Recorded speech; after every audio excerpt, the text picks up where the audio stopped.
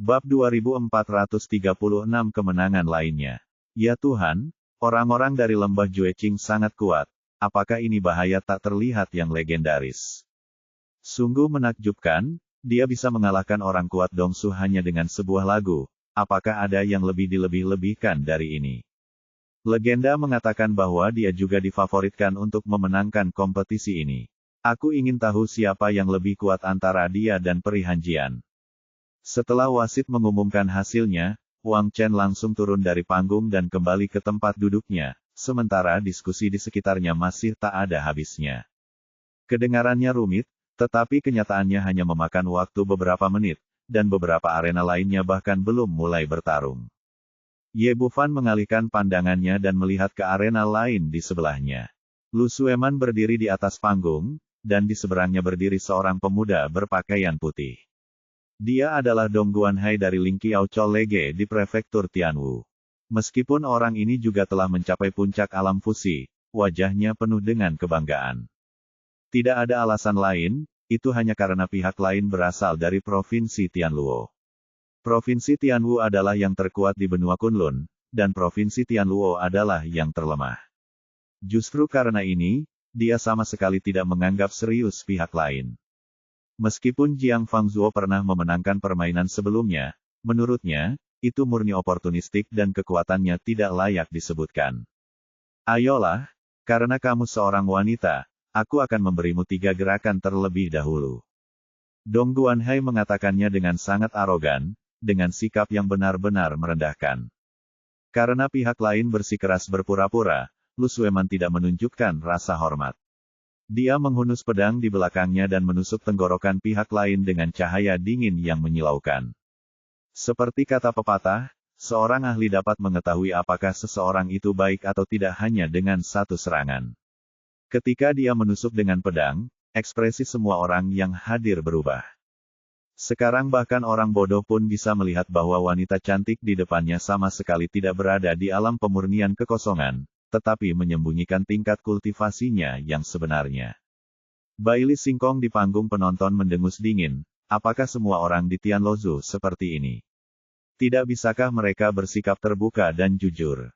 Mengapa mereka harus menyembunyikan kultivasi mereka? Si Men Feng tersenyum tipis, Yang Mulia, apa yang Anda katakan tidak benar. Anda mengatakan sebelumnya bahwa begitu Anda naik ke panggung, Anda adalah musuh. Apakah ada yang salah dengan menyembunyikan kultivasi Anda dari musuh? Selain itu tidak melanggar aturan kompetisi. Selain itu, anak itu yang sombong dan bersikeras memberi orang lain 3 gerakan. Siapa yang bisa disalahkan? Ekspresi Baili Singkong membeku ketika dia dikonfrontasi olehnya, dan kemudian dia berkata dengan marah, jadi apa? Bahkan jika kita mengambil inisiatif, itu pada akhirnya tergantung pada kekuatan kita sendiri. Merasakan kekuatan pedang Lu Sueman di atas ring, hati Dong Guanhai benar-benar bingung. Awalnya dia mengira kultivasi lawannya pasti lebih rendah darinya, jadi dia ingin berpura-pura dan membiarkan lawannya melakukan 3 gerakan. Namun, dia tidak menyangka bahwa dia akan benar-benar dirugikan setelah hanya 1 gerakan. Menghadapi pedang yang luar biasa kuat itu, dia tidak punya pilihan lain selain mundur cepat. Saya berharap kecepatan lawan tidak secepat kecepatan saya, sehingga saya dapat membeli kesempatan untuk mengatur napas dan membalikkan kerugian saat ini. Namun faktanya jelas bahwa dia terlalu banyak berpikir. Kecepatan Lu Sueman sama sekali tidak lebih lambat darinya, dan dia tidak akan memberinya kesempatan ini. Pedang di tangannya tajam, seperti duri dalam daging, dan masih menusuk ke tenggorokannya. Merasakan aura pembunuh yang terpancar dari pedang mendekat, Dong Guanhai menjadi panik sepenuhnya dan hatinya dipenuhi penyesalan. Pada saat ini, bagaimana mungkin dia tidak melihat bahwa kultivasi pihak lain sama sekali tidak kalah dengan dia, dan juga berada di puncak keadaan fusi. Dalam situasi ini, akan sangat memalukan baginya untuk membiarkan pihak lain melakukan 3 gerakan. Dia tidak dapat mengerti kapan para kultivator negara Tianluo, yang selalu sangat lemah, menjadi begitu kuat. Tetapi pedang tajam itu berada tepat di depannya, tidak memberinya kesempatan untuk berpikir. Melihat pagar pembatas ring berada tepat di belakangnya, dia akan tersingkir jika dia mundur lebih jauh. Dia tidak punya pilihan selain bergerak ke samping untuk menghindari pedang itu. Namun, Lu Sueman tampaknya sudah menduganya. Ia menggoyangkan pergelangan tangannya dan menusukkan pedangnya ke depan. Dong Guanhai merasa sangat sedih. Dia telah berada di bawah tekanan sejak perang dimulai, dan dia masih belum pulih. Tanpa daya, dia hanya bisa menghindar lagi. Pada saat yang sama, dia menghunus pedang di belakangnya dan bergegas menuju pedang Lu Sueman. Menurut idenya, dia ingin menggunakan keahliannya sendiri untuk melepaskan diri dari pedang lawan dan memberi dirinya kesempatan untuk mengatur napas. Selama saya dapat pulih, saya yakin saya dapat memenangkan permainan ini dengan kekuatan saya sendiri. Tetapi sekarang dia benar-benar berada pada posisi yang tidak menguntungkan dan sangat ditekan, sehingga dia bahkan tidak dapat mengeluarkan 50% kekuatannya saat mengayunkan pedang. Kedua pedang itu saling bertabrakan, menimbulkan suara berdenting. Meskipun nyaris tidak bisa menangkis pedang itu saja mustahil untuk menangkis Lu Sueman. Sebelum dia bisa mundur, cahaya pedang lain menyambar, dan pedang di tangan Lu Sueman menebas lagi. Dalam keputusasaan, Dong Guanhai hanya bisa bertarung dengan keras lagi. Dia tidak bisa mengerti mengapa keterampilan lawan begitu kuat dan gerakannya begitu canggih. Bagaimana dia bisa tahu bahwa, meskipun Lu Sueman baru saja maju ke puncak tahap fusi, rekan latihan hariannya semuanya adalah kultivator kuat di tahap void seperti Nalan Yujia, dan mereka mempraktikkan teknik tingkat tinggi yang diwariskan oleh Ye Bufan. Tentu saja, kemampuan tempur mereka yang sebenarnya tidak ada bandingannya dengan kultivator biasa. Bahkan jika dia berusaha sekuat tenaga, dia mungkin bukan lawan dari pihak lain. Terlebih lagi, dia mulai pamer sejak awal dan kehilangan 3 gerakan, sehingga kehilangan inisiatif. Orang-orang di sekitar juga tercengang. Menurut pemikiran mereka, Lu Sueman hanyalah Fas yang cantik dan mereka jelas tidak sebanding dalam hal kekuatan. Hasilnya mengejutkan mereka. Sejak awal, Dong Guanhai ditekan dan dipukuli, dan dia tidak memiliki kekuatan untuk melawan. Baili Singkong tercengang. Jelas bahwa penampilan Lu Sueman melampaui ekspektasinya. Si Men Feng tersenyum tipis, "Yang mulia pangeran, hasilnya mungkin mengecewakan Anda." Di atas ring, 72 pedang pemburu jiwa dan pencabut nyawa milik Lu Sueman tidak memberi Dong Guanhai kesempatan untuk bernapas. Dia menekannya dengan sangat keras sehingga celah di antara mereka menjadi semakin lebar. Orang ini memiliki keterampilan hebat, tetapi dia tidak mampu pulih dari tekanan dan tidak dapat melancarkan serangan balik yang efektif. Setelah hampir bertahan selama 10 gerakan, Dong Guanhai berusaha sekuat tenaga untuk menghalangi pedang Lu Sueman, tetapi hal itu membuatnya terbuka. Dia kemudian ditendang di perut, lalu terlempar ke belakang, dan jatuh tepat di bawah ring. Wajah Dong Guanhai penuh dengan keengganan. Dia berjuang untuk berdiri, lalu memuntahkan seteguk darah. Pertandingan ini sangat membuat frustrasi. Kami selalu ditekan oleh lawan dan bahkan tidak bermain dengan setengah kekuatan kami. Namun, siapa yang bisa disalahkan atas hal ini? Dia hanya bisa menyalahkan dirinya sendiri karena bersikap sombong dan meremehkan para kultivator dari negara bagian Tianluo, dan dia kehilangan inisiatif sejak awal. Dia tidak mau dan marah, tetapi orang banyak yang menonton sangat bersemangat. Sebagai penonton, mereka tentu tidak ingin melihat pertandingan yang berat sebelah. Semakin menegangkan dan intens semakin baik. Dan kini penampilan Lu Sueman memenuhi keinginan mereka. Ya Tuhan, kapan Tianluo menjadi begitu kuat? Tianluo benar-benar memenangkan pertandingan lain, apakah itu akan menjadi kuda hitam dalam kompetisi ini? Serangan balik yang luar biasa, ini benar-benar serangan balik, membuat orang melihatnya dengan mata baru. Para penonton membicarakannya, dan para murid dari berbagai sekte yang berpartisipasi dalam kompetisi juga cukup terkejut, tetapi hanya itu saja. Di mata kebanyakan orang, meskipun penampilan Lu Sueman agak menakjubkan, Tianluo masih yang paling lemah dan ditakdirkan tidak akan melaju jauh. Bab 2437, Tamparan Lain di Wajah. Di panggung tontonan, si Men Feng melirik Baili Singkong dan senyum cerah muncul di wajahnya. Yang mulia, bagaimana menurutmu? Ini. Baili Singkong menunjukkan sedikit rasa malu. Lagi pula, dia tidak optimis tentang Tianluozu sejak awal, tetapi sekarang mereka menang 1-1, dan dia benar-benar merasa sedikit tidak nyaman. Jadi bagaimana jika mereka memenangkan permainan? Jadi bagaimana jika mereka telah membuat beberapa kemajuan dibandingkan dengan sebelumnya? Lagi pula mereka masih lemah. Saya yakin bahwa prestasi Provinsi Tianluo akan berhenti di sini. Mereka tidak akan pernah bisa menghasilkan orang yang kuat dalam periode Dongsu yang masih ada. Tidak pernah bisa mengejar ketinggalan. Simen Feng tersenyum lagi, Grand Elder, yang mulia, hal yang sama, kadang-kadang hal-hal selalu tidak terduga. Apa yang tidak terduga? Bahkan lebih terang, yang mulia, apakah Anda serius? Simen Feng menatap Hua Xijin dan Jueran di sampingnya dan berkata, silakan minta kedua tetua untuk menjadi saksi. Jueran masih memasang wajah kaku dan tidak menunjukkan ekspresi apapun. Hua Xijin mengangguk genit dan berkata, jangan khawatir, saya akan melakukan pengesahan. Pertandingan di arena berakhir 1-1.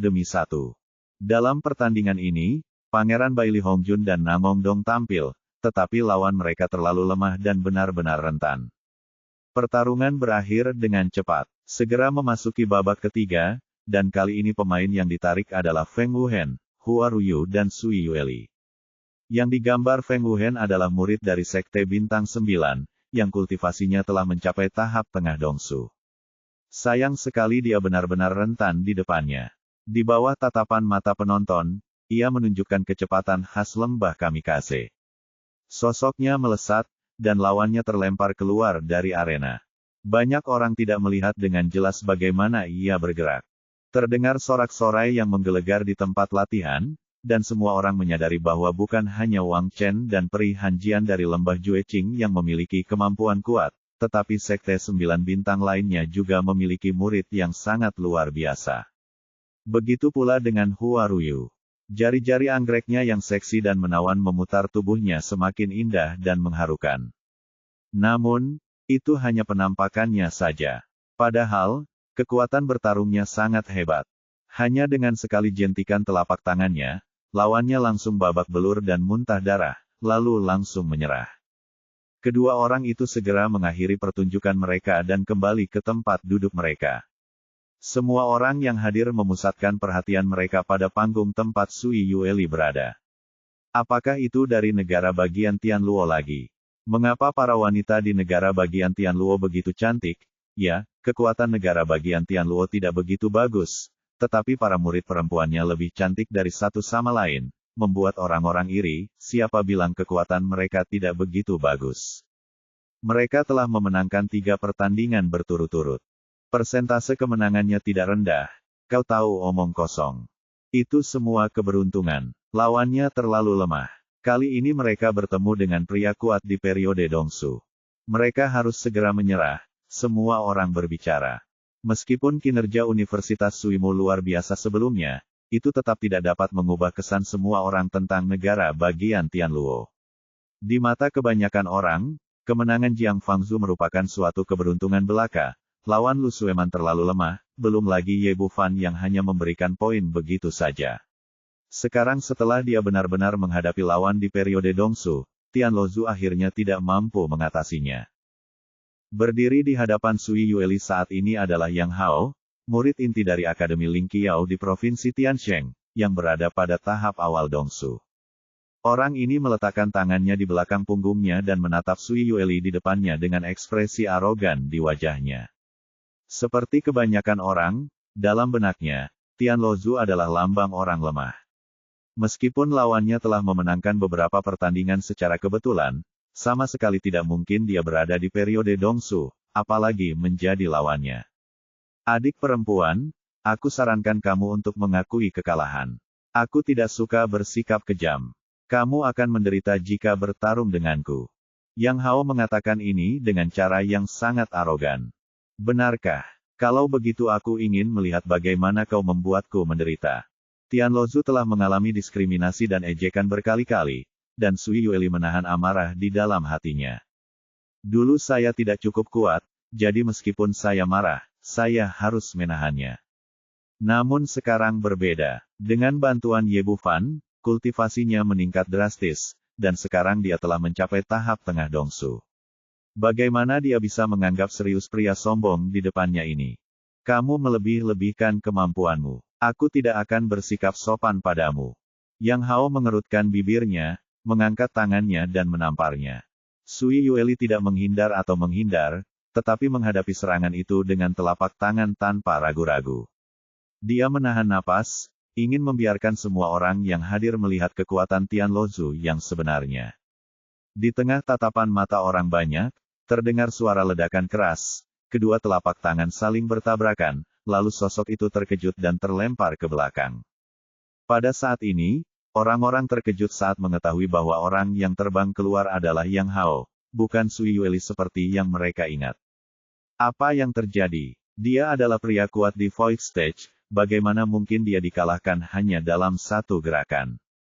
Benar sekali, wanita ini tampaknya lebih dari sekadar fast. Kekuatannya benar-benar terlalu kuat. Ya Tuhan, apa yang terjadi? Apakah Tianluo akan menentang kehendak surga? Di tengah tatapan kaget semua orang, Sui Yueli tidak berhenti. Dia bergerak dan mengejarnya, diikuti oleh tamparan di wajah yang keras dan keras. Coba kulihat bagaimana kau bersikap kasar. Coba kulihat bagaimana kau membuatku terluka. Coba kulihat apakah kau akan terus bersikap sombong di masa depan. Setiap kali dia mengatakan sesuatu, dia menamparkan wajahnya. Untuk sesaat, Yang Hao benar-benar bingung. Dia sama sekali tidak mengerti apa yang sedang terjadi. Mengapa alur ceritanya benar-benar berbeda dari yang dia harapkan? Saya pikir itu akan menjadi pertandingan tanpa ketegangan, tetapi pada akhirnya saya benar-benar tertekan dan tidak mempunyai kesempatan untuk melawan. Sui Yueli menamparnya belasan kali berturut-turut dan kemudian menendangnya keluar ring. Sampah sepertimu tidak pantas meremehkan Tianluo-ku. Semua orang tercengang. Rangkaian serangan tadi bisa dikatakan sangat memuaskan. Jika kegagalan pertama Yang Hao dapat dikaitkan dengan kecelakaan, maka kegagalan berikutnya tidak dapat dijelaskan sama sekali. Hanya dapat dikatakan bahwa ia tidak memiliki keterampilan seperti lawannya. Namun kalah dari yang lain bukanlah masalah besar, masalahnya lawannya berasal dari Tianluo, yang sekali lagi mengejutkan semua orang.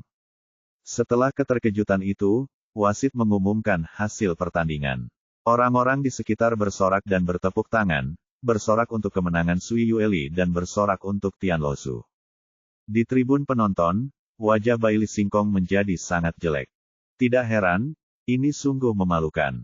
Saya hanya mengatakan bahwa jika saya bertemu orang kuat di periode Dongsu, saya tidak akan mampu menghadapinya, tetapi pertarungannya berakhir dengan sangat seru.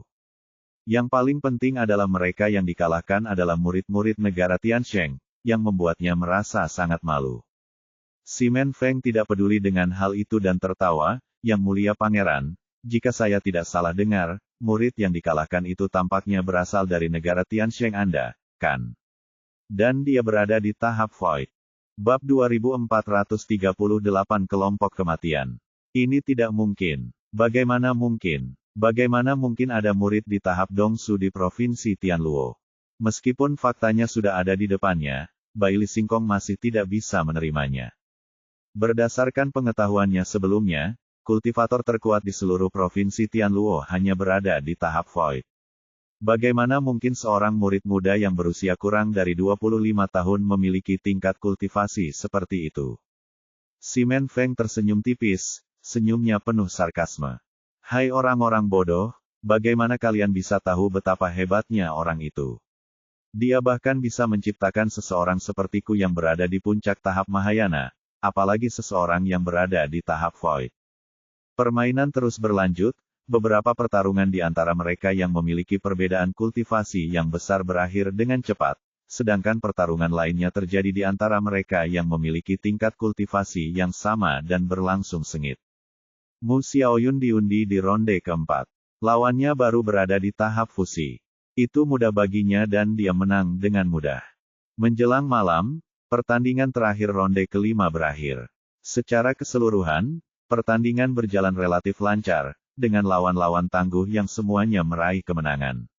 Satu-satunya variabel adalah penampilan luar biasa Tianluo.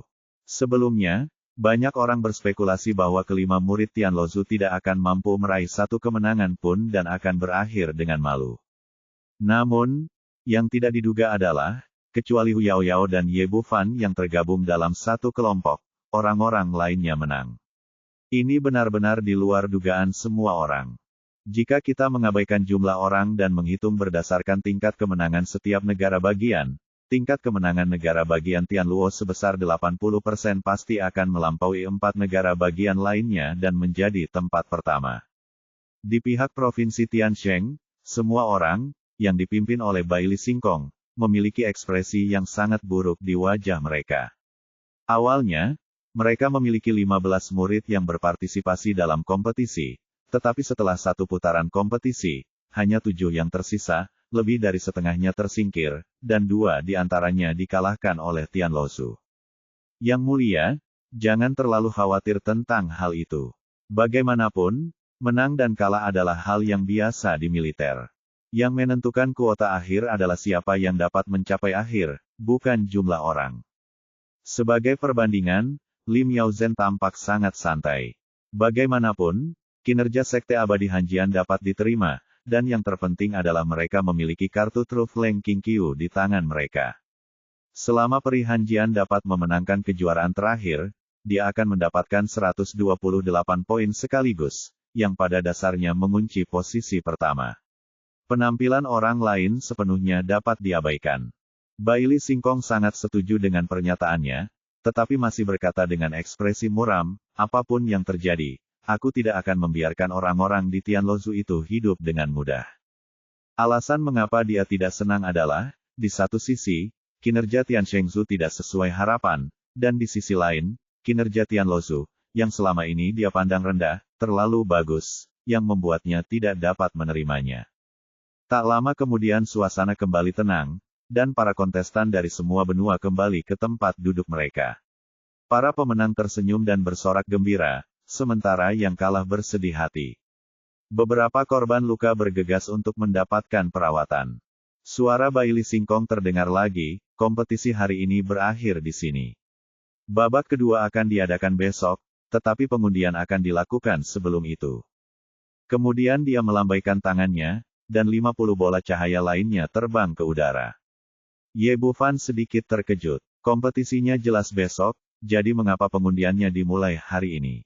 Tapi tidak masalah, karena ini sudah dimulai, mari kita undi. Tidak masalah kapan kita undi. Dia membawa Jiang Fangzuo dan beberapa orang lain untuk mengundi, dan segera meraih bola cahaya. Kali ini saya mengambil bola hitam bernomor 5, tetapi karena saya tidak tahu kalau saya memegang bola putih bernomor 5 di tangan saya belum bisa melihat hasilnya.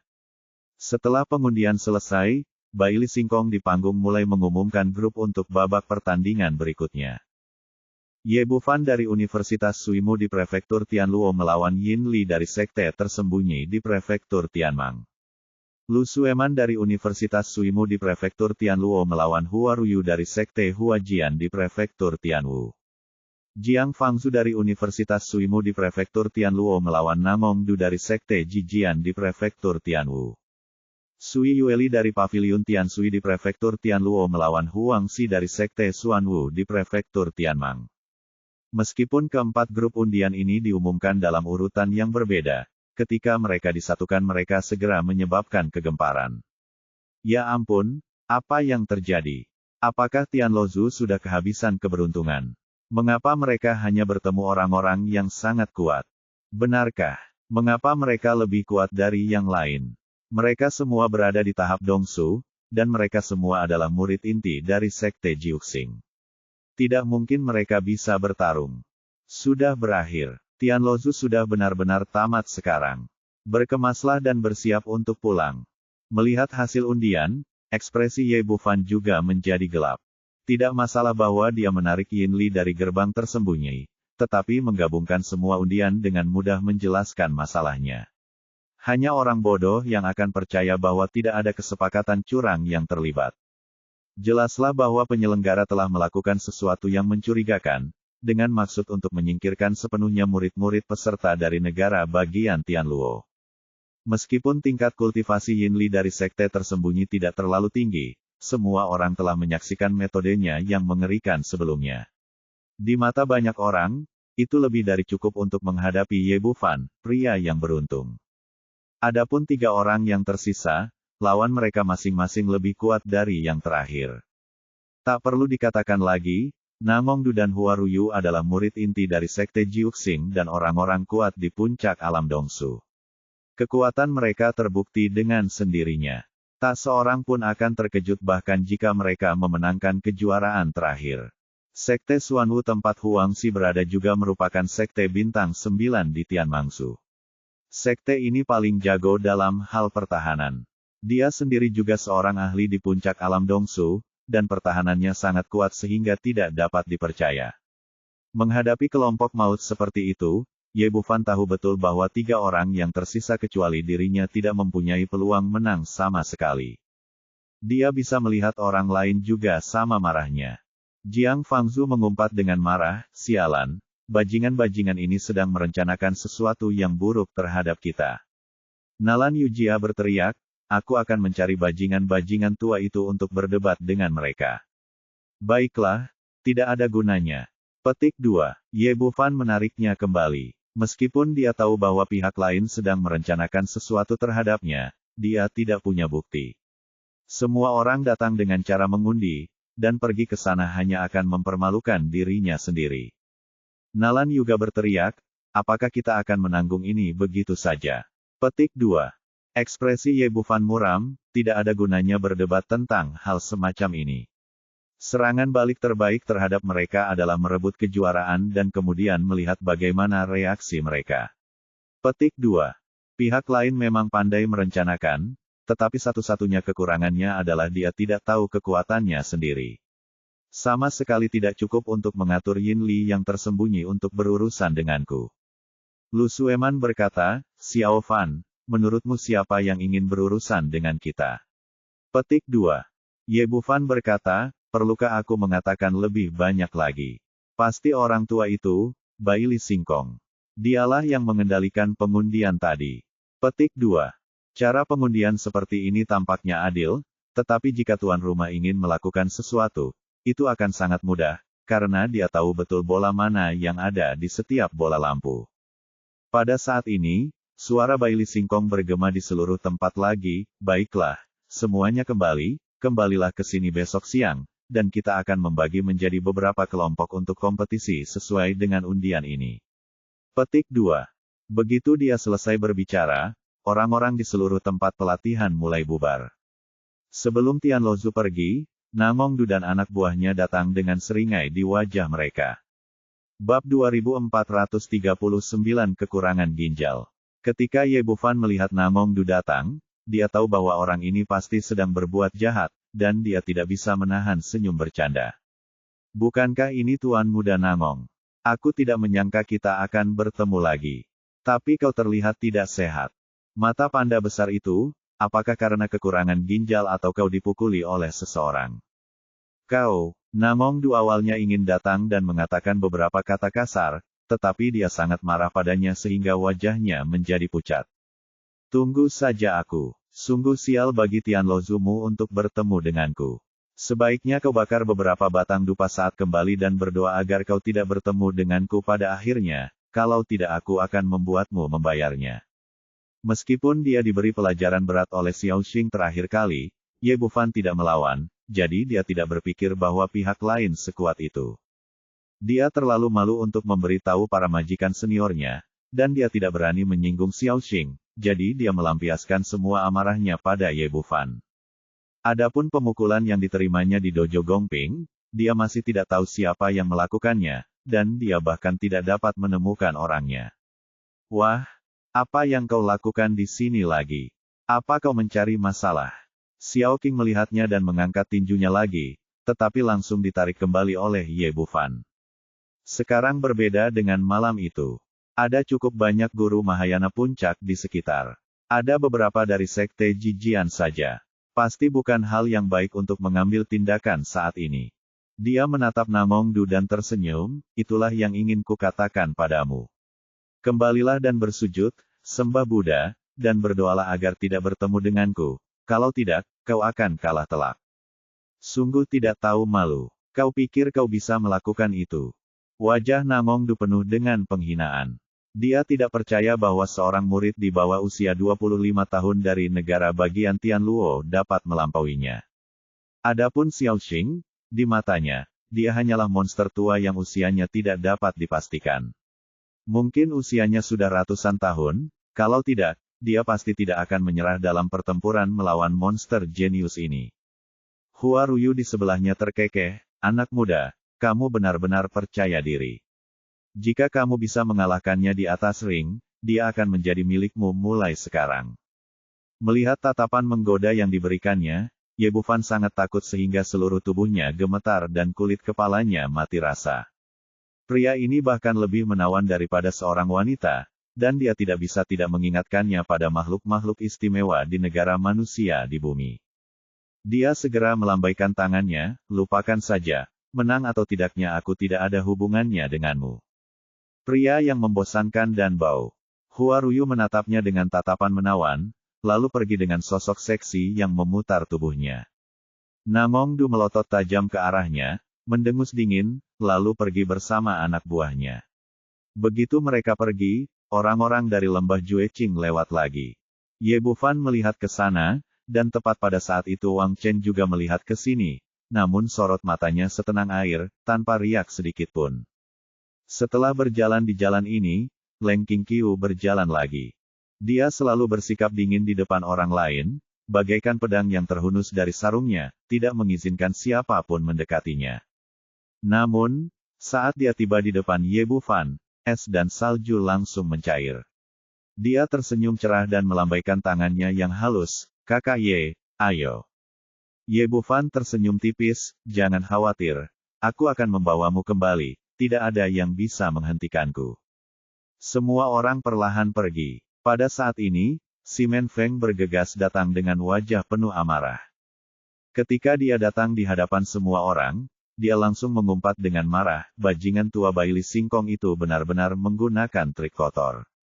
Mu Xiaoyun berkata, "Tetua, bukankah semua ini dilakukan oleh orang itu?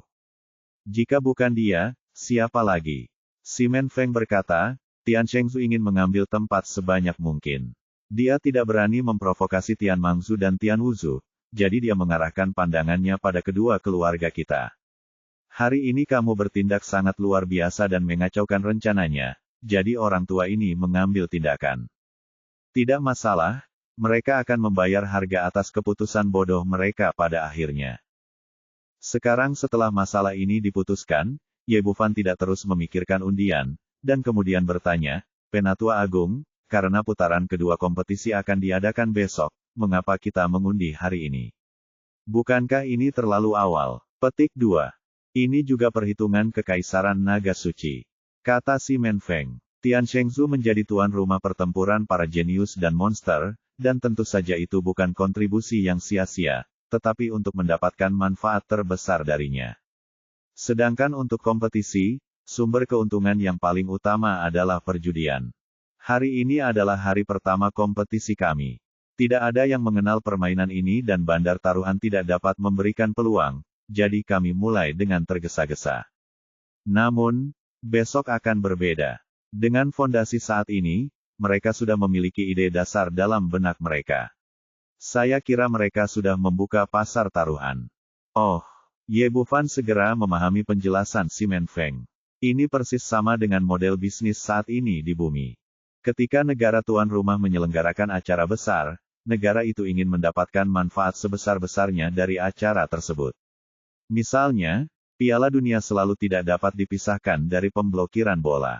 Namun di era pemblokiran informasi ini, orang-orang tidak tahu banyak tentang pemain yang berpartisipasi sebelumnya, sehingga putaran pertama kompetisi diperlukan bagi orang-orang untuk mendapatkan informasi yang relevan, yang akan memudahkan untuk memasang taruhan.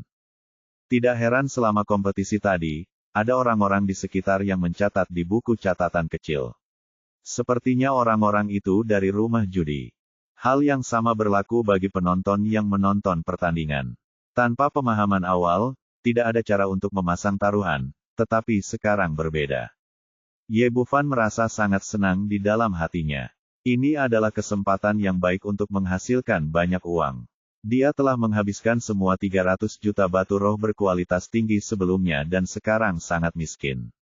Ini adalah kesempatan yang baik untuk menghasilkan banyak uang. Kemudian dia mendapat ide dan bertanya, Penatua Agung, apakah ada rumah judi seperti ini yang dikelola oleh Kekaisaran Naga Suci? Lebih baik lagi jika dikelola oleh keluarga kerajaan. Tentu saja ada. Simon Feng berkata, bagaimana mungkin keluarga kerajaan melepaskan bisnis yang menguntungkan seperti itu? Tidak hanya jumlahnya banyak, tetapi mereka juga menempati setidaknya setengah dari negara ini. Bagus sekali, beritahu aku kasino mana yang dikelola oleh keluarga kerajaan.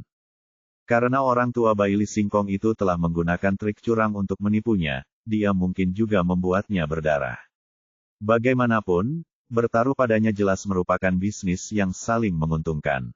Setelah mendengar apa yang dikatakan Ye Bufan, Simon Feng segera memahami pikirannya dan matanya tiba-tiba berbinar.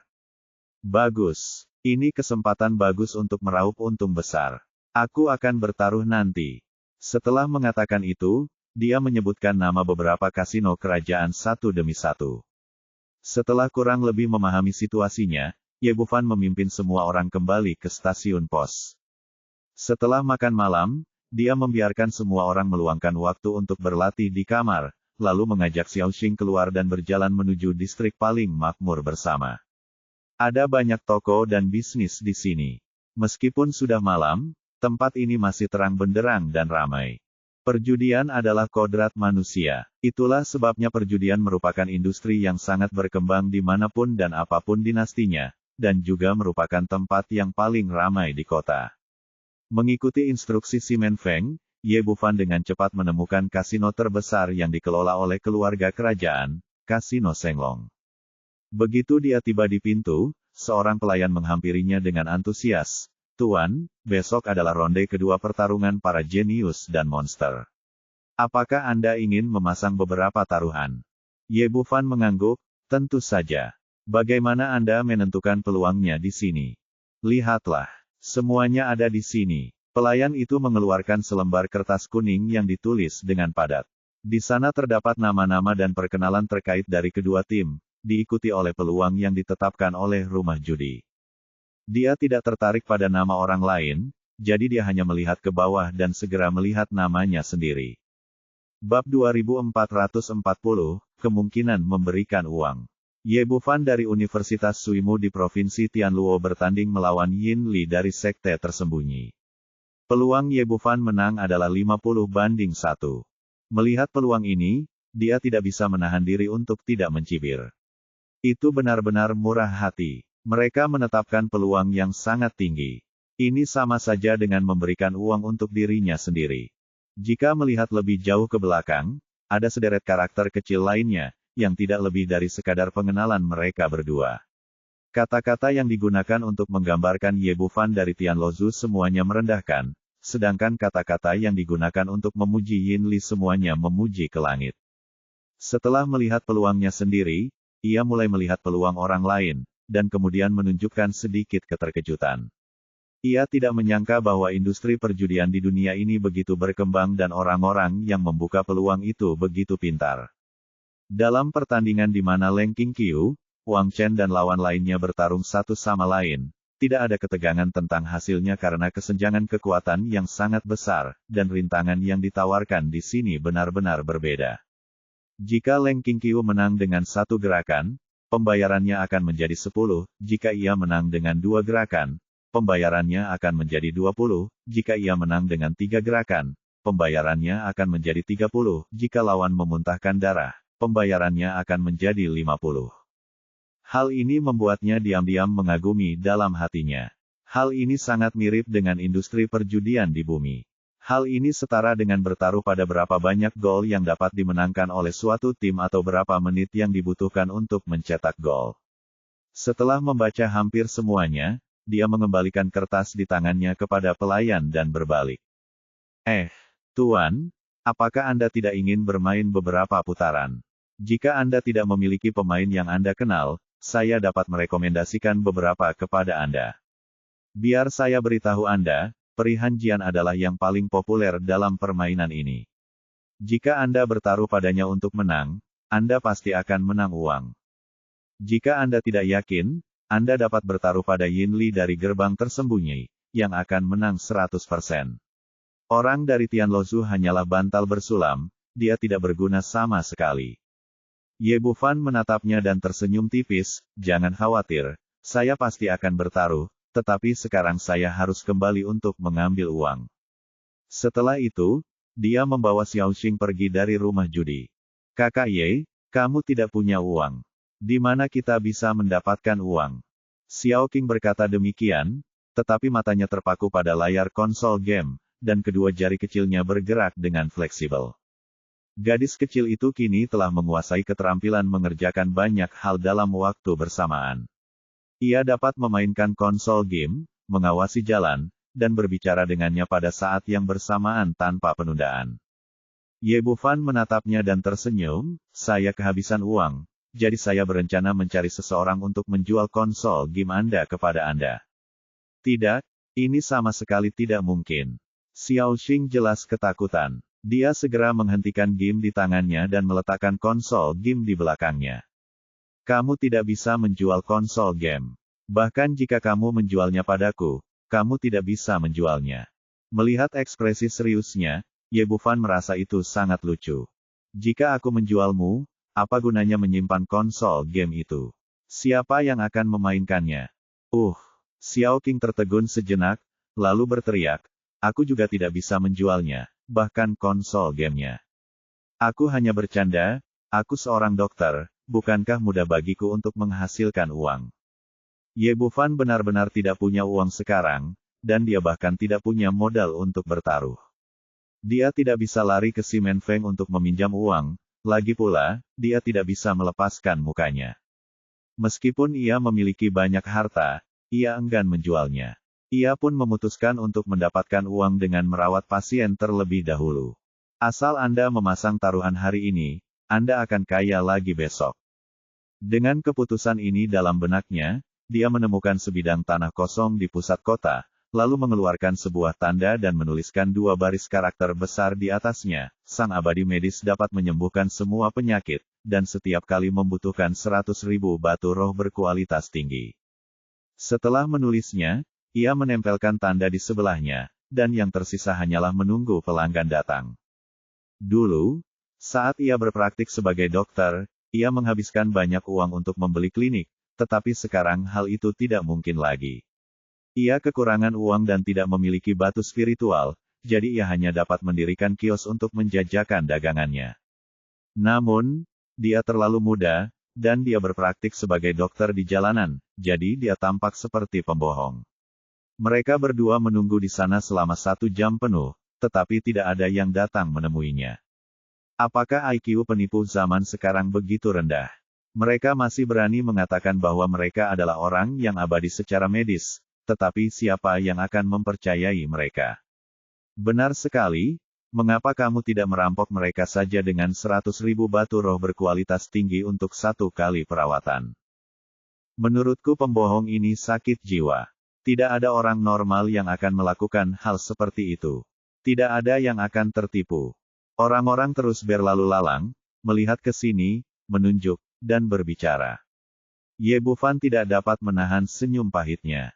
Di Tianlozhu dan Tianxiongsu, begitu banyak orang datang kepadanya dengan membawa uang untuk meminta dia mendiagnosis penyakit mereka, tetapi ketika dia datang ke sini, dia malah menjadi pembohong. Tidak mungkin. Di kedua negara bagian itu, dia adalah seorang jenius medis yang terkenal dengan status tinggi yang tidak dapat ditandingi oleh siapapun. Namun di sini, dia sama sekali tidak terkenal. Setelah menunggu beberapa saat dan tetap tidak ada seorang pun yang datang, dia mempertimbangkan apakah dia harus mencoba cara lain, seperti mencari Nangongdu lagi dan merampoknya. Tepat pada saat ini, seorang pemuda berpakaian bagus datang. Pria ini memiliki rambut berminyak dan wajah yang penuh bedak, wajah pucat, langkahnya tidak mantap, dan 2 mata panda besar. Jelas bahwa dia adalah seorang pria yang gemar minum alkohol dan berhubungan seks. Saat dia datang ke sini, dia menatap Xiaoxing dengan tatapan penuh kecabulan. Apakah ada yang bisa saya bantu? Ye Bufan dapat melihat bahwa orang ini bukanlah orang baik, jadi wajar saja jika dia tidak sopan dalam perkataannya. Panda Ice kemudian dengan enggan mengalihkan pandangannya dari Xiao Xing kepadanya. Wah, sudah kubilang trikmu tidak berhasil, kau tidak bisa menipu uang. Bagaimana dengan ini, kau jual gadis kecil ini kepadaku, dan aku akan memberimu 10.000 batu roh berkualitas tinggi.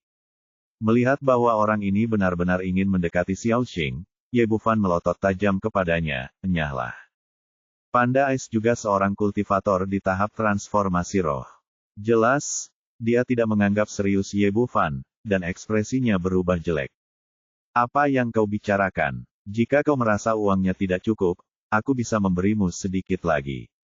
20.000 batu roh seharusnya cukup, kan? Biar ku beritahu, jika aku tidak menyukai ini, gadis kecil sepertimu tidak akan bisa menjualnya dengan harga sebanyak itu. Jika kau melewatkan kesempatan ini, kau tidak akan pernah mendapatkannya lagi. Ye Bufan terlalu malas untuk berbicara omong kosong dengan pria ini dan langsung menyentuh Xiao Xing yang sedang bermain game di sebelahnya. Orang ini ingin membayarmu. Keluarkan dia dari sini. Xiao Xing masih fokus. Ye Bufan menggelengkan kepalanya pelan, aku salah, dia ingin membeli konsol gamemu. Apa?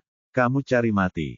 Xiao Xing langsung meletakkan konsol game di tangannya dan menatap mata panda di sebelahnya, matanya penuh dengan keganasan. Gadis kecil, ikuti aku. Panda Ice tidak tahu apa itu konsol game. Dia ingin mengatakan beberapa patah kata lagi, tetapi sebelum dia bisa menyelesaikan kata-katanya, Xiao Xing menamparnya ke tanah. Dasar bajingan, aku memintamu membeli konsol gameku, dan sekarang aku akan membunuhmu. Xiao Qing kejam saat mulai menyerang. Dengan serangkaian suara patah tulang yang membuat gigi orang sakit, dia mematahkan semua anggota tubuhnya. Ah! Panda Ice mengeluarkan lolongan melengking.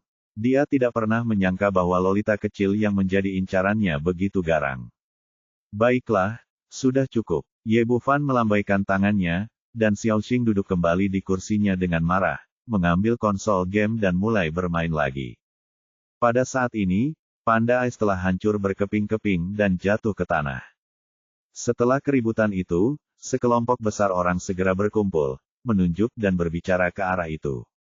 Siapa orang ini? Dia sangat pelit sampai-sampai dia ingin membeli gadis kecil milik orang lain. Benar sekali, orang seperti ini pantas dipukuli sampai mati. Aku tidak menyangka keterampilan medis orang ini tidak sehebat itu, tetapi gadis kecil yang dia bawa benar-benar luar biasa. Di tengah diskusi orang banyak, Ye Bufan berjalan mendekat dan meraih kaki kiri Panda Ice. Dia menarik dan mendorong, dan dengan bunyi klik, dia menyambung kembali betis yang cacat itu. Melihat pemandangan ini, semua penonton terkejut. Siapa bilang kemampuan medisnya tidak bagus? Teknik penyembuhannya sungguh hebat.